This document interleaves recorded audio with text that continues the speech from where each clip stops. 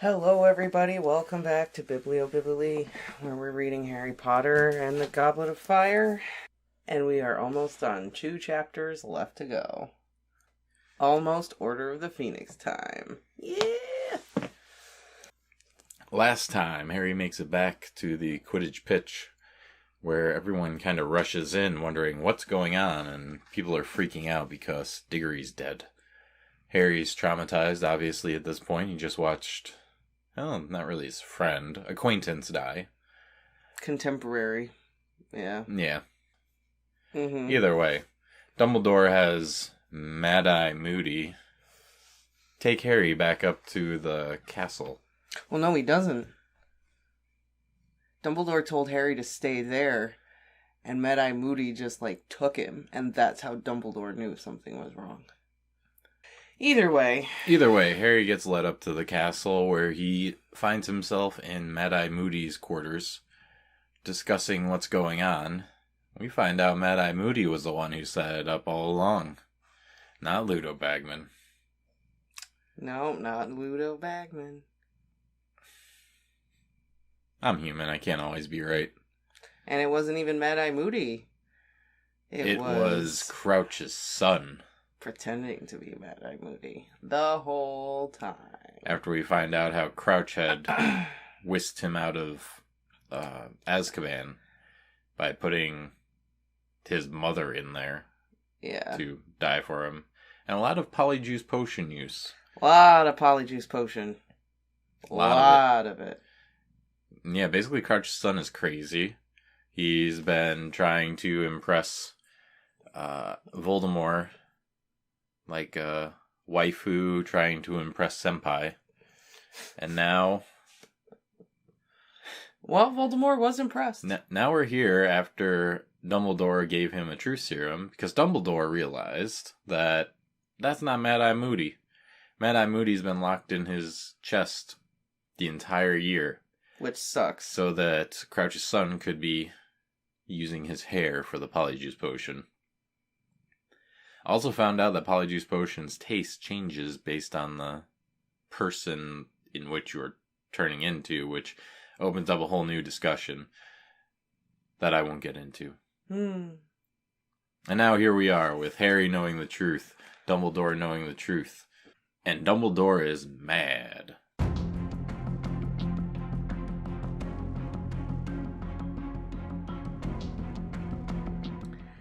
Chapter 36.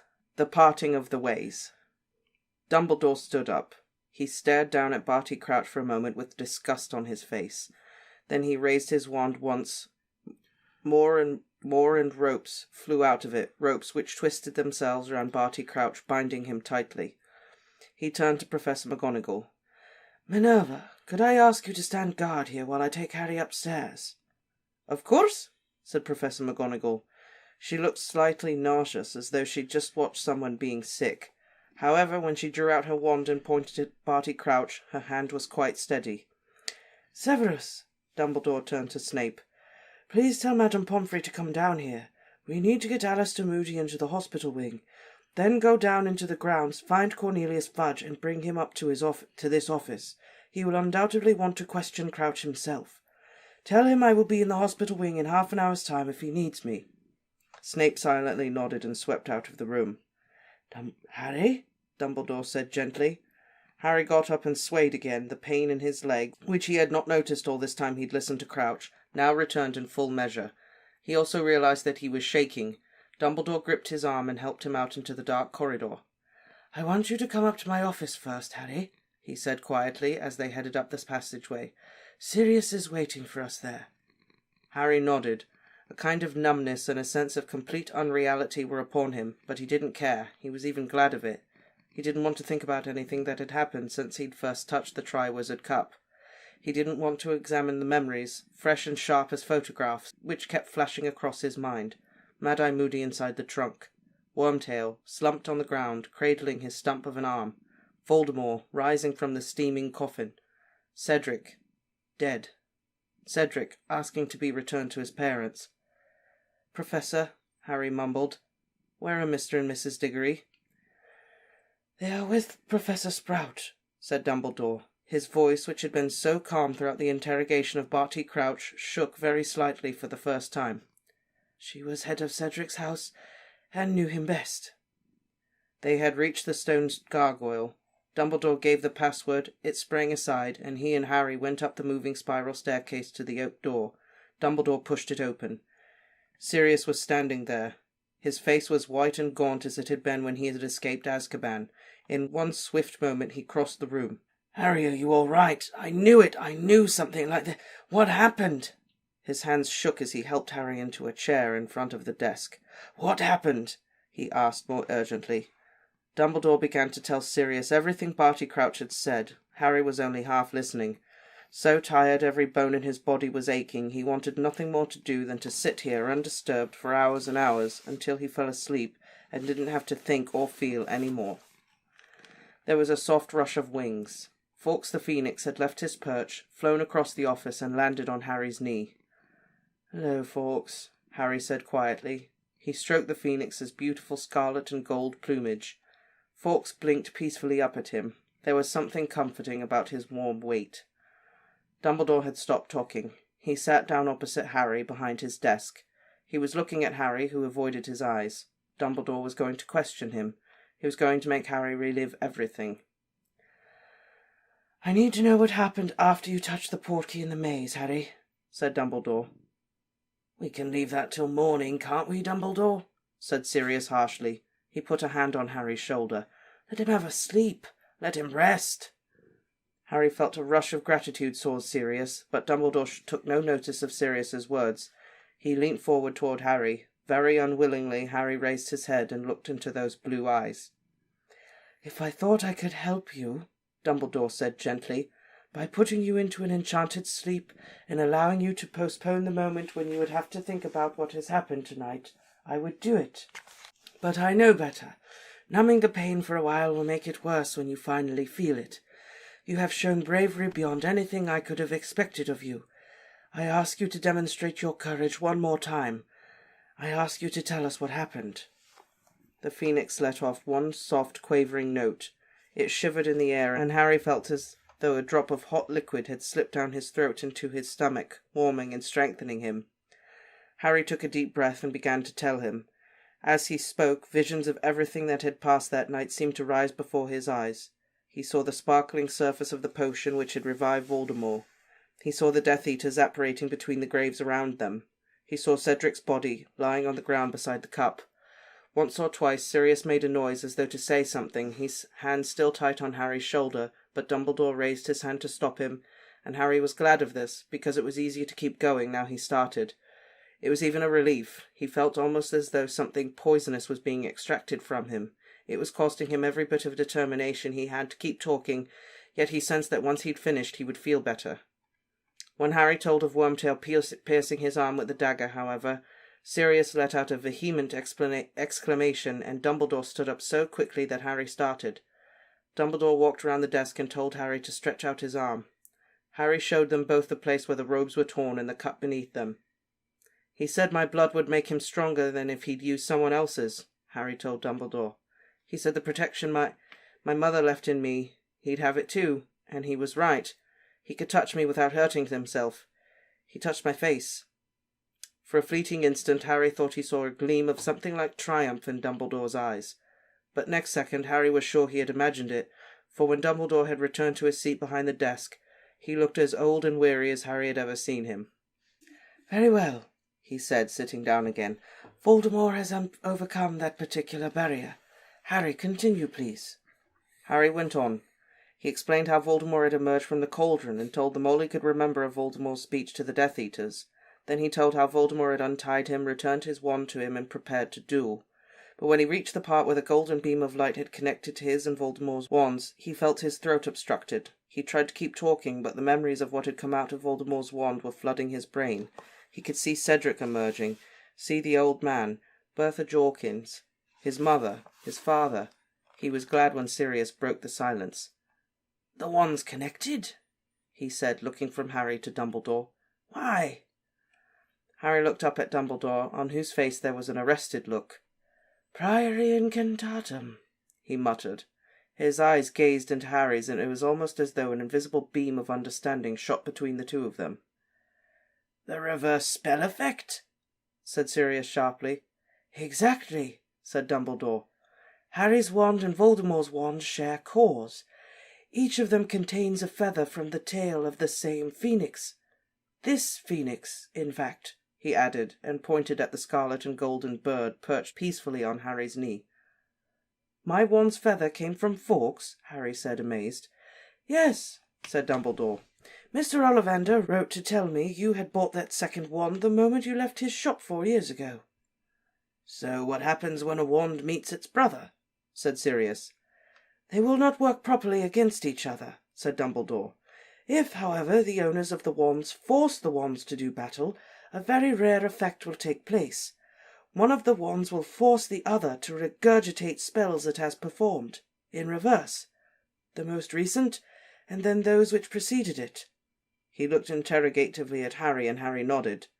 "Which means," said Dumbledore slowly, his eyes upon Harry's face, "that some form of Cedric must have reappeared." Harry nodded again. "Diggory came back to life?" said Sirius sharply. "No spell can awaken the dead," said Dumbledore heavily.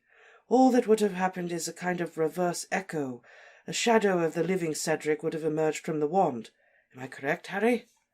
"He spoke to me," Harry said. He was suddenly shaking again. The ghost Cedric, or whatever he was, spoke." "An echo," said Dumbledore, "which retained Cedric's appearance and character. I'm guessing other such forms appeared, less recent victims of Voldemort's wand." "An old man," Harry said, his throat still restricted. "Both a Jorkins and—" "Your parents?" said Dumbledore quietly. "Yes," said Harry. Sirius's grip on Harry's shoulder was now so tight it was painful. "The last murders the wand performed," said Dumbledore, nodding. "In reverse order. More would have appeared, of course, had you maintained the connection. Very well, Harry. These echoes, these shadows, what did they do?" Harry described how the figures had emerged from the wand and had prowled the edges of the golden web, how Voldemort had seemed to fear them, how the shadow of Harry's father had told him what to do, how Cedric had made its final request. At this point Harry found he could not continue. He looked around at Sirius and saw that he had his face in his hands. Harry became suddenly aware that Fawkes had left his knee. The phoenix had fluttered to the floor. It was resting its beautiful head against Harry's injured leg, and thick pearly tears were falling from its eyes onto the wound left by the spider. The pain vanished, the skin mended.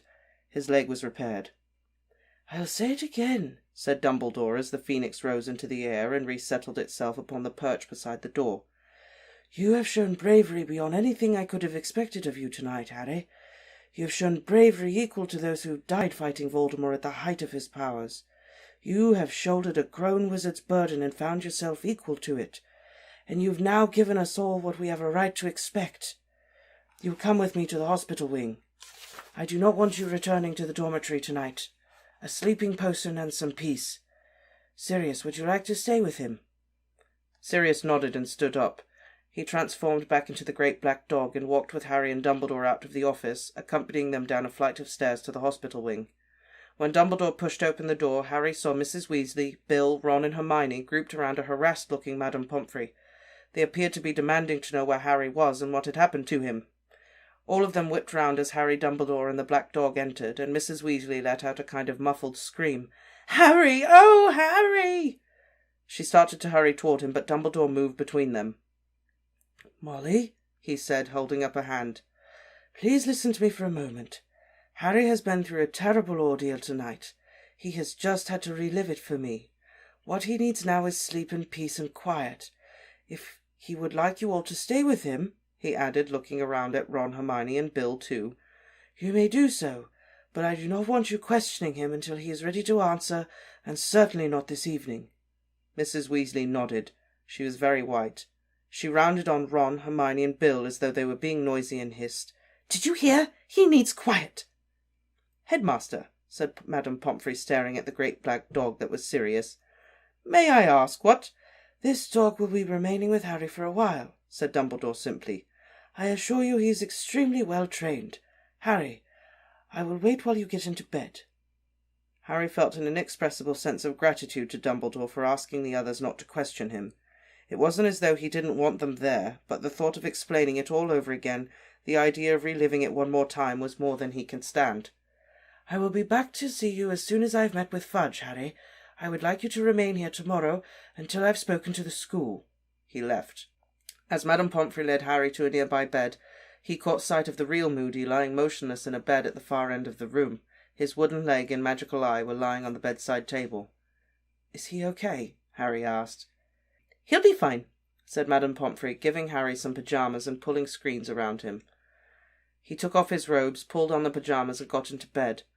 Ron, Hermione, Bill, Mrs. Weasley, and the black dog came round the screen and settled themselves in chairs on either side of him. Ron and Hermione were looking at him almost curiously, as though scared of him. "I'm all right," he told them. "Just tired." Mrs. Weasley's eyes filled with tears as she smoothed his bed covers unnecessarily. Madame Pomfrey, who'd bustled off to her office, returned holding a goblet and a small bottle of some purple potion. "You'll need to drink all of this, Harry," she said. "It's a potion for dreamless sleep." Harry took the goblet and drank a few mouthfuls. He felt himself becoming drowsy at once. Everything around him became hazy. The lamps around the hospital wing seemed to be winking at him in a friendly sort of way through the screen around his bed. He felt as though it was sinking deeper into the warmth of the feather mattress. Before he could finish the potion, before he could say another word, his exhaustion had carried him off to sleep. He woke up, so warm, so very sleepy that he didn't open his eyes, wanting to drop off again. The room was still dimly lit. He was sure it was still night-time, and had a feeling he couldn't have been asleep very long. Then he heard whispering around him. "They'll wake him up if they don't shut up. What are they shouting about? Nothing else could have happened, can it?" Harry opened his eyes blearily. Someone had removed his glasses. He could see the fuzzy outline of Mrs. Weasley and Bill close by, Mrs. Weasley on her feet. "That's Fudge's voice," she whispered, "and that's Minerva McGonagall's, isn't it? But what are they arguing about?" Now Harry could hear them too, people shouting and running toward the hospital wing. "Regrettable, but all the same, Minerva," Cornelius Fudge was saying loudly. "You should have never brought it inside the castle," said Professor McGonagall. "When Dumbledore finds out—" Harry heard hospital doors burst open. Unnoticed by any of the people around his bed, all of them were staring at the door as Bill pulled back the screens. Harry sat up and put his glasses on. Fudge came striding up the ward. Professors McGonagall and Snape were at his heels. "Where's Dumbledore?" Fudge demanded of Mrs. Weasley. "He's not here," said Mrs. Weasley angrily. "This is a hospital wing, Minister. Don't you think you ought to—" But the door opened and Dumbledore came sweeping up the ward. "What has happened?" said Dumbledore sharply, looking from Fudge to Professor McGonagall. "Why are you disturbing these people? Minerva, I am surprised at you. I asked you to stand guard over Barty Crouch." "There is no need to stand guard over him any more, Dumbledore," she shrieked. "The Minister has seen to that." Harry had never seen Professor McGonagall lose control like this. There were angry blotches of colour in her cheeks. Her hands were balled into fists. She was trembling with fury. "When we told Mr. Fudge that we had caught the Death Eater responsible for tonight's events," said Snape in a low voice, "he seemed to feel his personal safety was in question. He insisted on summoning a Dementor to accompany him into the castle. He brought it up to the office where Barty Crouch—" "I told him you would not agree, Dumbledore," stormed Professor McGonagall. "I told him you would never allow Dementors to set foot inside the castle, but—" "My dear woman," roared Fudge, who likewise looked angrier than Harry had ever seen him. "As Minister for Magic, it is my decision whether I decide to bring protection with me when interviewing a possibly dangerous—" But Professor McGonagall's voice drowned Fudge's.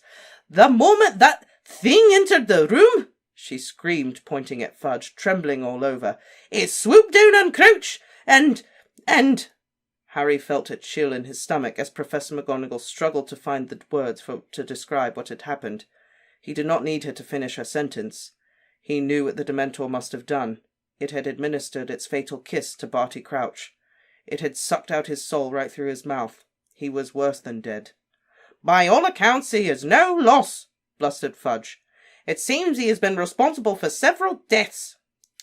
"But he cannot now give testimony, Cornelius," said Dumbledore. He was staring hard at Fudge as though seeing him plainly for the first time. He cannot give evidence about why he killed those people. Why he killed them? Well, that's no mystery, is it? Blustered Fudge. He was a raving lunatic. From what Minerva and Severus have told me, he seemed to thought he was doing it all on you-know-who's instructions. Lord Voldemort was giving him instructions, Cornelius, Dumbledore said. Those people's deaths were mere byproducts of a plan to restore Voldemort to full strength. The plan succeeded. Voldemort has been restored to his body. Fudge looked as though someone had swung a heavy weight into his face.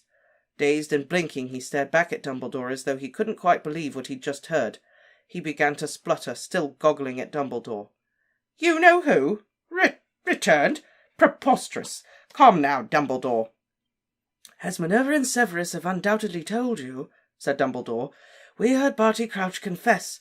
Under the influence of Veritaserum, he told us how he was smuggled out of Azkaban, and how Voldemort, learning of his continued existence from Bertha Jorkins, went to free him from his father and used him to capture Harry. The plan worked, I tell you. Crouch has helped Voldemort to return. See here, Dumbledore, said Fudge, and Harry was astonished to see a slight smile dawning on his face. You can't seriously believe that. You know who? Back. Come now. Certainly Crouch may have believed himself to be acting upon you-know-whose orders, but to take the word of a lunatic like that, Dumbledore. When Harry touched the Triwizard Cup tonight, he was transported straight to Voldemort, said Dumbledore steadily. He witnessed Lord Voldemort's rebirth. I will explain it all to you if you will step up to my office. Dumbledore glanced around at Harry and saw that he was awake, but shook his head and said, I'm afraid I cannot permit you to question Harry tonight. Fudge's curious smile lingered. He too glanced at Harry, then back at Dumbledore and said, You are, prepared to take Harry's word on this, are you, Dumbledore? There was a moment's silence, which was broken by serious growling. His hackles were raised, and he was baring his teeth at Fudge. Certainly I believe, Harry, said Dumbledore. His eyes were blazing now.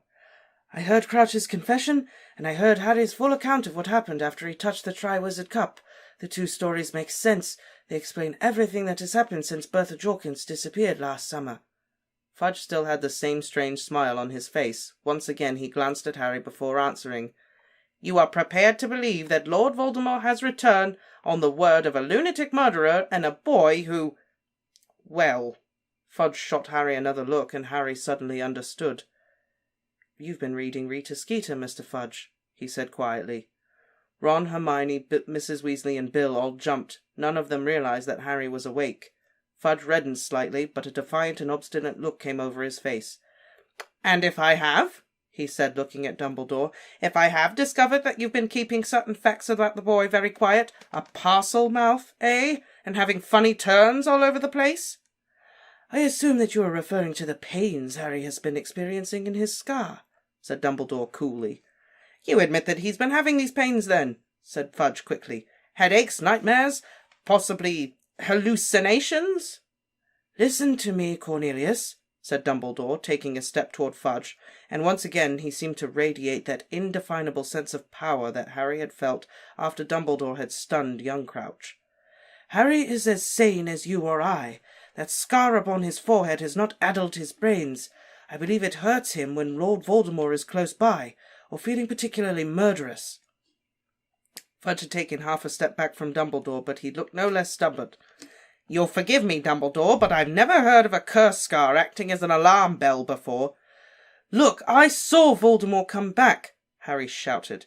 He tried to get out of bed again, but Mrs. Weasley forced him back. I saw the Death Eaters. I can give you their names. Lucius Malfoy. Snape made a sudden movement, but as Harry looked at him, Snape's eyes flew back to Fudge. Malfoy was cleared, said Fudge, visibly affronted. A very old family. Donations to excellent causes. McNair, Harry continued. Also cleared. Now working for the Ministry. Avery, Knott, Crabbe, Goyle. You are merely repeating the names of those who were acquitted of being Death Eaters 13 years ago, said Fudge angrily. You could have found these names in old reports of the trials. For heaven's sake, Dumbledore, this boy was full of some crackpot story at the end of last year, too. His tales are getting taller, and you're still swallowing them. The boy can talk to snakes, Dumbledore, and you still think he's trustworthy. You fool! Professor McGonagall cried. Cedric Diggory! Mr. Crouch! These deaths were not the random work of a lunatic." "I see no evidence to the contrary," shouted Fudge, now matching her anger, his face purpling. "It seems to me that you are all determined to start a panic that will destabilize everything we've worked for these last 13 years. Harry couldn't believe what he was hearing. He'd always thought of Fudge as a kindly figure, a little blustering, a little pompous, but essentially good-natured. But now a short, angry wizard stood before him, refusing point-blank to accept the prospect of disruption in his comfortable and ordered world, to believe that Voldemort could have risen. "Voldemort has returned," Dumbledore repeated. "If you accept that fact straight away, Fudge, and take the necessary measures, we may be able to save the situation. The first and most essential step is to remove Azkaban from the control of the Dementors." "Preposterous!" shouted Fudge again. "Remove the Dementors! I'd be kicked out of office for suggesting it. Half of us only feel safe in our beds at night because we know the Dementors are standing guard in Azkaban." "The rest of us sleep less soundly in our beds, Cornelius, knowing that you have put Lord Voldemort's most dangerous supporters in the care of creatures who will join him the instant he asks them," said Dumbledore. "They will not remain loyal to you, Fudge. Voldemort can offer them so much more scope for their powers and their pleasures than you can. With the Dementors behind him, and his old supporters returned to him, you will be hard-pressed to stop him regaining the sort of power he had 13 years ago." Fudge was opening and closing his mouth as though no words could express his outrage. "The second step you must take, and at once," said Dumbledore again, "is to send envoys to the giants." "Envoys to the giants?" Fudge shrieked, finding his tongue again. "What madness is this?" "Extend them the hand of friendship, now, before it is too late," said Dumbledore, "or Voldemort will persuade them, as he did before, that he alone among wizards will give them their rights and their freedom." "You cannot be serious," Fudge gasped, shaking his head and retreating further from Dumbledore. "If the magical community got wind that I had approached the giants, people hate them, Dumbledore. End of my career." "You are blinded," said Dumbledore, his voice rising now, the aura of power around him palpable, his eyes blazing once more.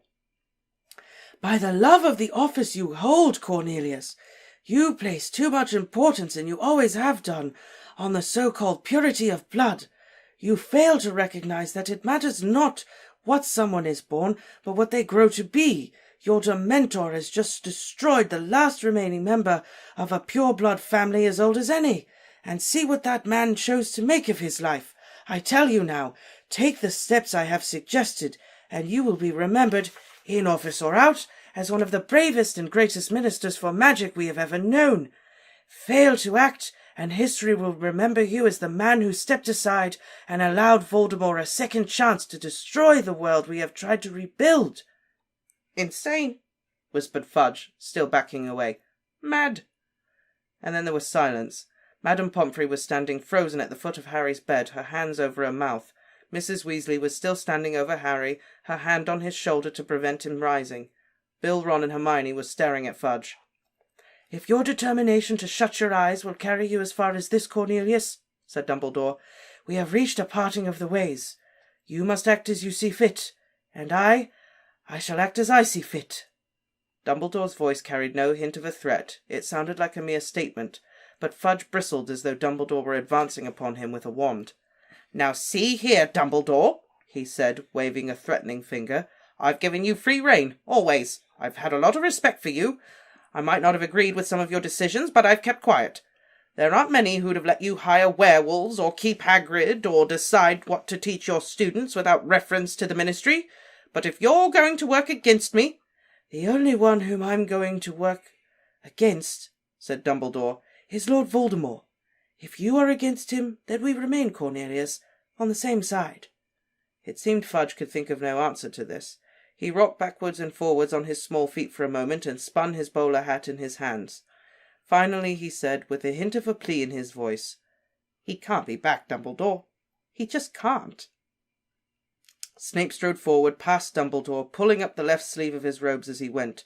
He stuck out his forearm and showed it to Fudge, who recoiled. "There," said Snape harshly. "There. The dark mark. It is not as clear as it was an hour or so ago, but it burnt black, but you can still see it. Every Death Eater had the sign burnt into him by the Dark Lord. It was a means of distinguishing each other and his means of summoning us to him. When he touched the mark of any Death Eater, we were to disapparate and apparate instantly at his side. This mark has been growing clearer all year. Karkaroff's too. Why do you think Karkaroff fled tonight? We both felt the mark burn. We both knew he had returned. Karkaroff fears the Dark Lord's vengeance. He betrayed too many of his fellow Death Eaters to be of a welcome back into the fold. Fudge stepped back from Snape too. He was shaking his head. He did not seem to have taken in a word Snape had said. He stared, apparently repelled, at the ugly mark on Snape's arm, then looked up at Dumbledore and whispered, "I don't know what you and your staff are playing at, Dumbledore, but I've had enough. I have no more to add. I will be in touch with you tomorrow, Dumbledore, to discuss the running of this school. I must return to the Ministry." He had almost reached the door when he paused. He turned around, strode back down to the dormitory, and stopped at Harry's bed. "Your winnings," he said shortly, taking out a large bag of gold and dropping it onto Harry's bedside table. 1,000 galleons.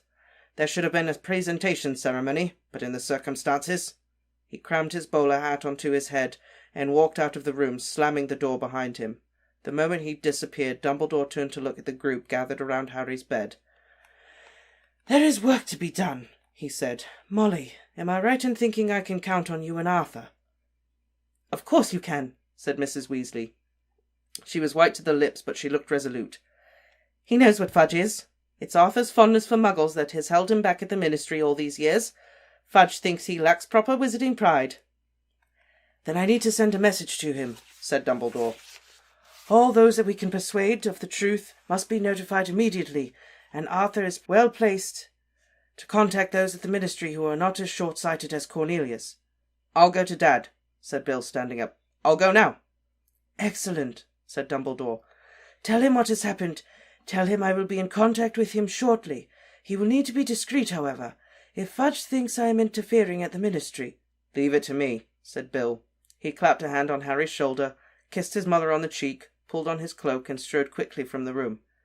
"Minerva," said Dumbledore, returning to Professor McGonagall. "I want to see Hagrid in my office as soon as possible, and, if she was willing to consent, Madame Maxime." Professor McGonagall nodded and left without a word.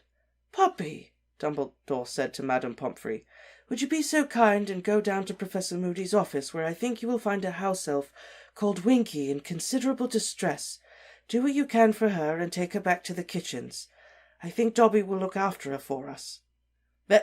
"Very well," said Madame Pomfrey, looking startled, and she left too.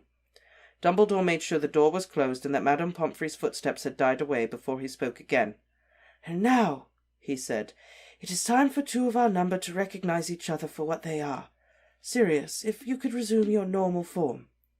The great black dog looked up at Dumbledore, and then in an instant he turned into a man. Mrs. Weasley screamed and leapt back from the bed. "Sirius Black!" she shrieked, pointing at him. "Mom, shut up!" Ron yelled. "It's okay." Snape had not yelled or jumped backward, but the look on his face was one of mingled fury and horror. "Him," he snarled, staring at Sirius, whose face showed equal dislike. "What is he doing here?" "He is here at my invitation," said Dumbledore, looking between them, "as you are, Severus. I trust you both. It is time for you to lay aside your old differences and trust each other." Harry thought Dumbledore was asking for a near miracle. Sirius and Snape were eyeing each other with the utmost loathing. "I will settle in the short term," said Dumbledore, with a bite of impatience in his voice, "for a lack of open hostility. You will shake hands. You are on the same side now. Time is short, and unless the few of us who know the truth stand united, there is no hope for any of us." Very slowly, but still glaring at each other as though each wished the other nothing but ill, Sirius and Snape moved forward toward each other and shook hands. They let go extremely quickly. "That will do to be going on with," said Dumbledore, stepping between them once more. "Now I have work for each of you. Fudge's attitude, though not unexpected, changes everything. Sirius, I need you to set off at once. You are to alert Remus Lupin, Arabella Figg, Mundungus Fletcher, the old crowd. Lie low at Lupin's for a while. I will contact you there."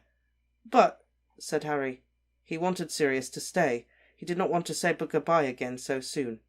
"You'll see me very soon, Harry," said Sirius, turning to him. "I promise you. But I must do what I can, you understand, don't you?" Yeah, said Harry. Yeah, of course I do. Sirius grasped his hand briefly, nodded to Dumbledore, transformed again into the black dog, and ran the length of the room to the door, whose handle he turned with a paw. Then he was gone. Severus, said Dumbledore, turning to Snape, you know what I must ask you to do. If you are ready, if you are prepared. I am, said Snape. He looked slightly paler than usual, and his cold black eyes glittered strangely. Then good luck, said Dumbledore, and he watched with a trace of apprehension on his face as Snape swept wordlessly after Sirius. It was several minutes before Dumbledore spoke again. I must go downstairs, he said finally. I must see the Diggories. Harry, take the rest of your potion. I will see you later. Harry slumped back against his pillows as Dumbledore disappeared. Hermione, Ron, and Mrs. Weasley were all looking at him. None of them spoke for a very long time. You've got to take the rest of your potion, Harry, Mrs. Weasley said at last. Her hand nudged the sack of gold on his bedside cabinet as she reached for the bottle and the goblet. You have a good sleep. Try and think about something else for a while. Think about what you're going to do with all those winnings.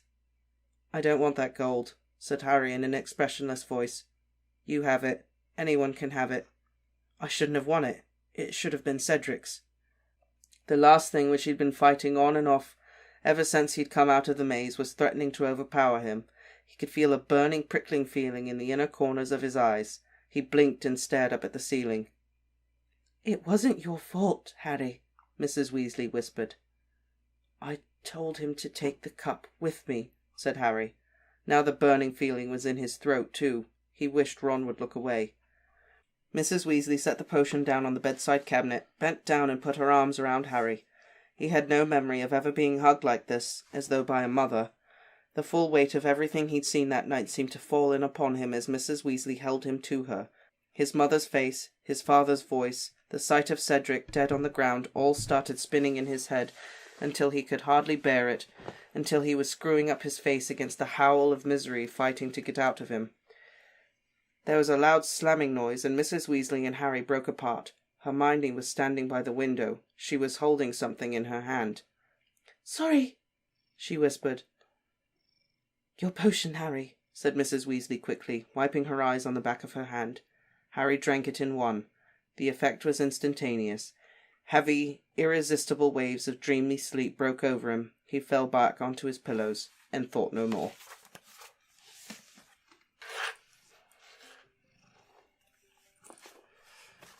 Why, Fudge? Why? Denial. Oh my god. Is that frustrating? Yes. The whole political denial hits too close to home right now. Oh. Yeah, it does, doesn't it? That's why Harry Potter is timeless. We're not going to get into politics, though. But, no, we don't have to. At first, I can't tell whether Fudge is just an idiot or if he's, like, secretly supporting Voldemort. Oh. I think it's more he's an idiot. But at first, I was a little like, suspicious. Yeah. I was like, what? Trying to act like, no, that didn't happen.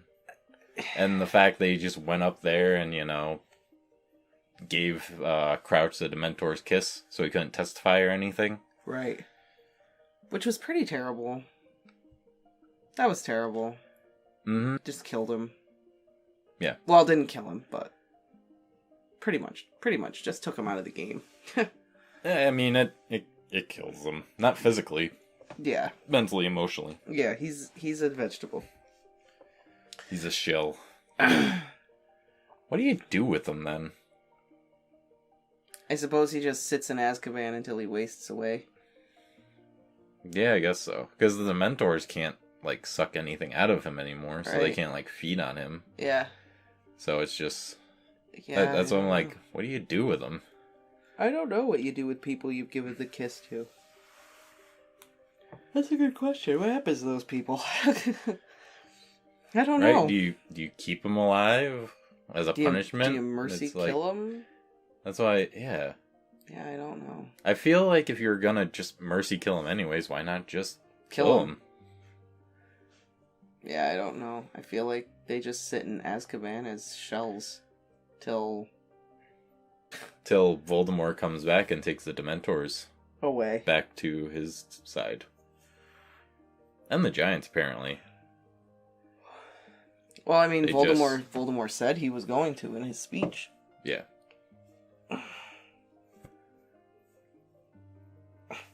So, Sirius is going to hang out with Lupin. And some other people. The old crowd. Mundungus, Fletcher, and Mrs. Fig. Yep. That sounds so familiar, Mrs. Fig. I don't know if you just said it in passing or if the name was mentioned, but I can't remember.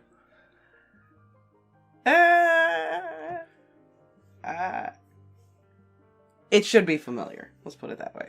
Okay. It should be familiar. Oh, and another thing about Fudge. He believes Rita Skeeter's articles. Yeah. Which just... Yeah. I can't take it, Jackson. The fact that people believe this woman and take it for fact. Jackson's mad too. No. I don't even know. He's very kind of pure blood oriented too. According to Dumbledore. He's very, like, all about the pure blood thing. That's why I like, kind of confused. Like, wait, are you, like, kind of supporting Voldemort here? Or are you just that stupid and blinded? Maybe he just doesn't want to Maybe a little bit of both. Maybe he just doesn't want to accept it. Which is just stupidity. Yeah. You can not accept it all you want. That doesn't change the fact that he's back. This is true. And Snape just came right out and said, "Bam! Look! Look at it! Look at it!" Yeah. Dumbledore made... Where's your god now? Dumbledore made him and Sirius shake hands.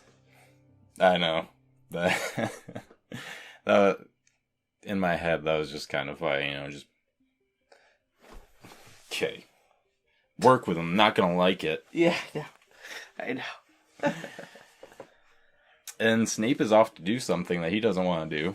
He looked a little... nervous. Yeah.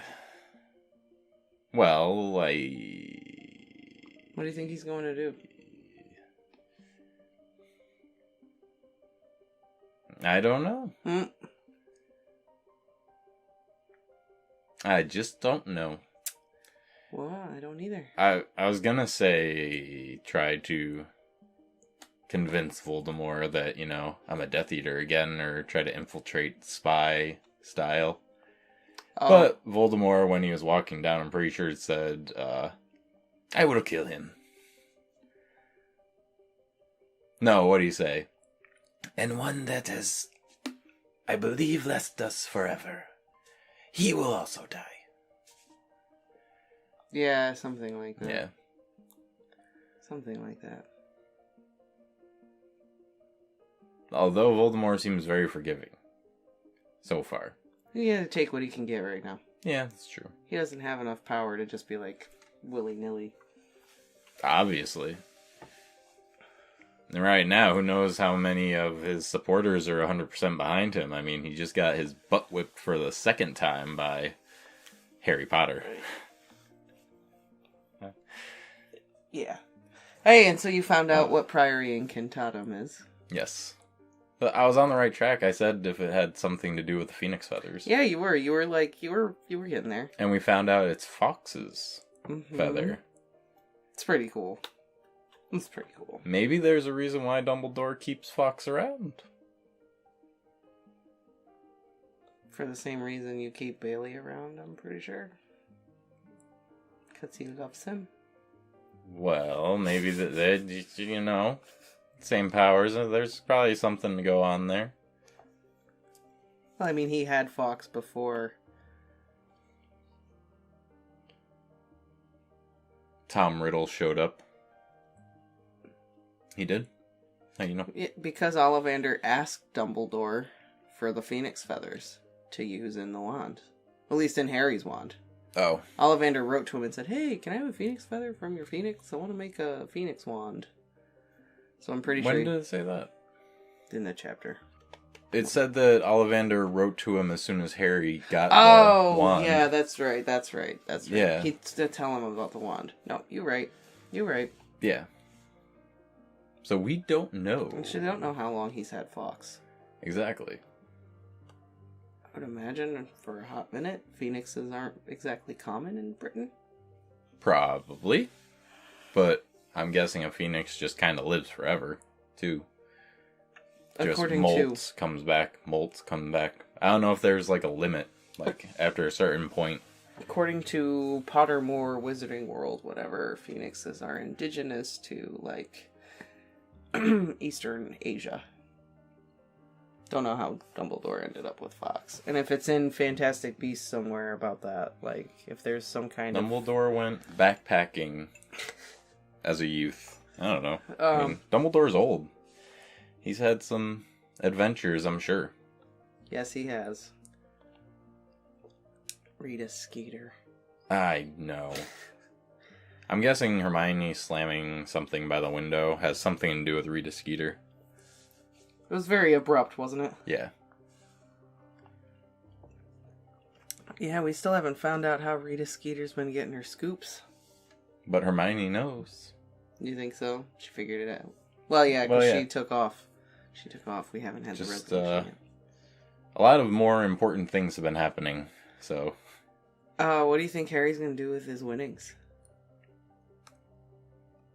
I'm going to say either give it to the Weasleys or give it to the Diggorys. Interesting. You know, that moment with Cedric's father. He should have won. And, you know. Give it to him. And what did happen with Ludo Bagman? Think we're going to find out in the last chapter of the book? I mean, probably. I don't know what... Oh, yeah, we're going to have to. This next chapter is going to be filled with a lot, because we still need to find out what happened with Ludo Bagman. Who, if not Ludo Bagman, Fred and George are blackmailing. And then what's going on with Rita Skeeter? The subplots need to be resolved now that all the awfulness has been figured out. Dumbledore is like on this though. He's like, all right, Fudge is in denial. We got to do something about this. ASAP. Like, now. Although Hermione is, speaking about Rita Skeeter, just want to bring up the fact that I did say she could transform into a fly and stuff like that. Yeah, so far it's kind of seeming like maybe she has some form of way of the bugs, the flies, infiltrating or something. Oh, so she's like Renfield? Yeah. From Dracula, somehow? Ah, interesting. I just thought when she, like, you hear a slam, I picture her, like, swatting a mosquito or a fly or something. And Draco was talking into his hand. Could have just been a fly in his hand. Like a bug of some kind? Yeah. Interesting. Just wanted to bring that up, just in case. I missed out on the whodunit prediction, so gotta throw out another prediction, hope to redeem myself a little bit. I think Rita Skeeter's involved in bugs somehow. That's how she's getting her information. Okay. She literally bugged them. Wouldn't that be punny? Alright, well, join us next time for the last chapter of Goblet of Fire. And please like, comment, and subscribe.